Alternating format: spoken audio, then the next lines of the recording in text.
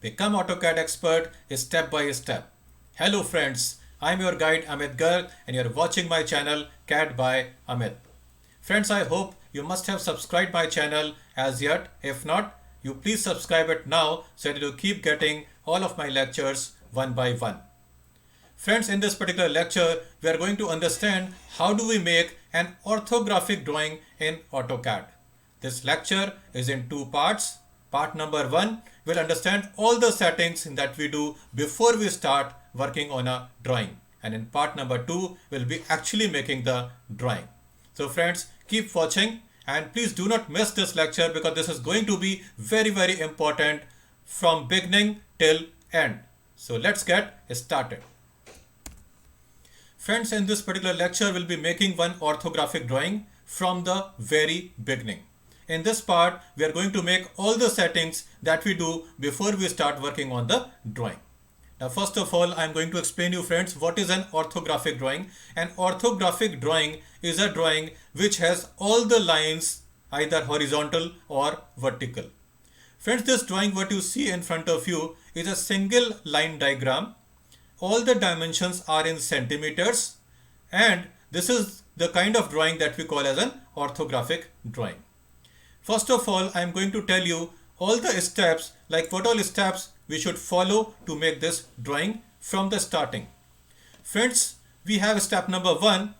When we start making a drawing, the first thing that we do in AutoCAD is we set the units. Step number two, we set the limits according to the drawing's length and breadth so that my complete drawing fits into the screen.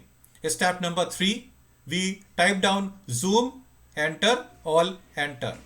Step number four, we set the ortho command on, and for that we have a function key F8. Step number five, we take the line command. Step number six, we start making the drawing. Step number seven, we change the direction and we give the distances from the keyboard as per the requirement of the drawing. And then finally, step number 8, then we check our drawing for the accuracy. So let us start with step number 1. In this step number 1, we have to set the units of the drawing. Now on the units friends, we have a very important information, like any AutoCAD drawing can have two types of units. Number 1, it can be in a metric unit. Metric unit means the drawing could be in millimeters or in centimeters, meters or kilometers. And number 2, the drawing can be in imperial units. Imperial units mean feet and inches. So let's go to the model space and start working on these steps one by one. So first of all friends, I am going to set the units of my AutoCAD drawing. So I'll go to the format for this and we have a units command over here. I can click on this and we come to the drawing units dialog box. Another way is we can simply type down its shortcut, which is UN, and then press enter. We again come to the drawing units. The first thing that we set in drawing units dialog box is the length type. In the length type, when you click here, we have 5 options here. Friends, we always use decimal option in case my drawing is in metric units. Means in case my drawing is in millimeter, centimeter or meter or in kilometer, we should work with decimal. We use architectural option in case we are working on some architectural drawing and the units of the dimension are in feet and inches. The third option is engineering. This is basically used for working on mechanical or machine part based drawings where all the dimension units are in feet and inches. The fourth and the fifth option are rarely used. The fractional option is used for working on the fractional format numbers or units, and the scientific one is used for working on scientific dimension units. So for this particular drawing, I'll be working on decimal option because my drawing is in metric units. The next option is precision. Precision means in case I see any numeric value in AutoCAD, AutoCAD will be showing me that value up to the 4 places of decimal. That means the accuracy level will be up to the 4 decimal places which is a default option, and we normally keep it on default option, that is 4 places. In case you want to increase it, you can increase it. You want to decrease it, you can decrease it. But for this drawing, I'm going to keep it on 4 places of precision. Then we come to the angle type. Now for giving the angle, we have 5 options again. We have a decimal degrees. We have angles in degrees, minutes and seconds, angles in gradients, angles in radians or in surveyor's units. In most of the drawings, friends, we work with decimal degrees for angle type. Precision of the angle should be kept to 2 places. Now this clockwise option we normally keep as off. Why? Because we normally keep anti-clockwise direction as the positive direction in AutoCAD. This is the default setting. In case you switch on this particular option, friends, then the clockwise direction will become the positive direction, which we do not want to do right now. After that, we come to the insertion scale. This insertion scale should be kept to the units, the dimension units of our drawing. Since my drawing is in centimeters, so I'll keep it on centimeters. If my drawing is in millimeters, keep it on millimeters. If my drawing is in meters, keep it on meters. So for this particular drawing, I'll keep it on centimeters. So this is how we set the drawing units. And then I say OK. Then the second step is to set the limits.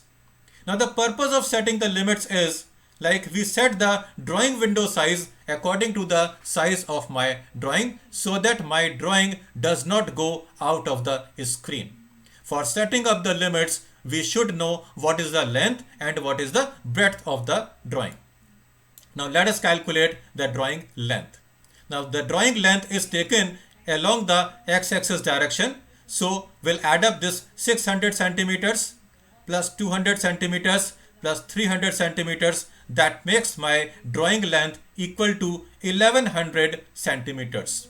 Now we come to the drawing breadth. The drawing breadth will be taken along the y-axis direction, and this will be 200 first of all. This distance from here to here is 200. Why? Because this is from here to here is 400 centimeters and we have to subtract 200 from here.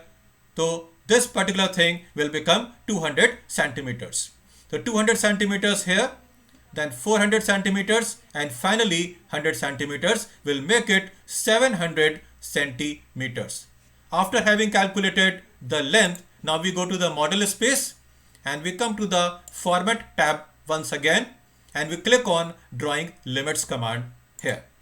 Otherwise, another way of running the drawing limits will be we can simply type down limits and then press enter. Software will ask for the lower left corner. The lower left corner value is coming up as 0, 0.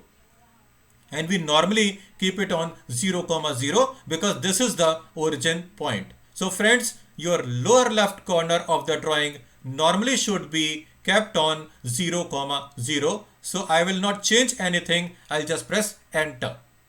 Now as far as upper right corner is concerned, here the values are to be changed. On the x-axis coordinate will give the drawing length plus some extra value. Like my drawing length is 1100 centimeters. So I'll add some value to that and we'll try to make it slightly higher. Like let me take it as 1500, comma. Then in y coordinate, I'll give a value which is slightly higher than the breadth of my drawing. The breadth of my drawing is 700 centimeters. So I'll take it slightly higher than that. Let me take it as 1000. So the value becomes 1500, 1000, and then I press enter. After this step, then we come to the step number 3. Here we simply type down zoom, enter, all, enter. Now friends, in case you forget to give this zoom command after having set limits command, then giving the limits value will be of no use. So please do not, you just remember giving the zoom command after the limits command. So I'm going to the model space now and I can type down zoom over here. You can use the shortcut Z also. Press enter and the very first option in the zoom command is all option. I'll simply type down all, enter.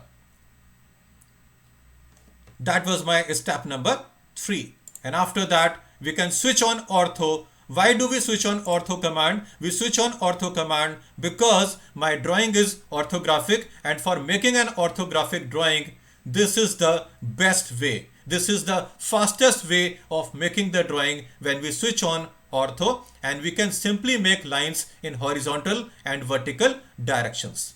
But that was it in the part number 1. In part number 2, we are actually going to make the drawing. Friends, I hope you like this lecture. In this lecture, we have made the initial settings that we do before we start working on the drawing. So please go to the next lecture where we are actually going to make this particular orthographic drawing. If you like this lectures, friend, then you please like it and share it with your friends, and do subscribe it. Just click on a subscribe button so that you subscribe my channel, so that you keep getting my next lectures. And please do not forget to press bell icon. Thank you so much.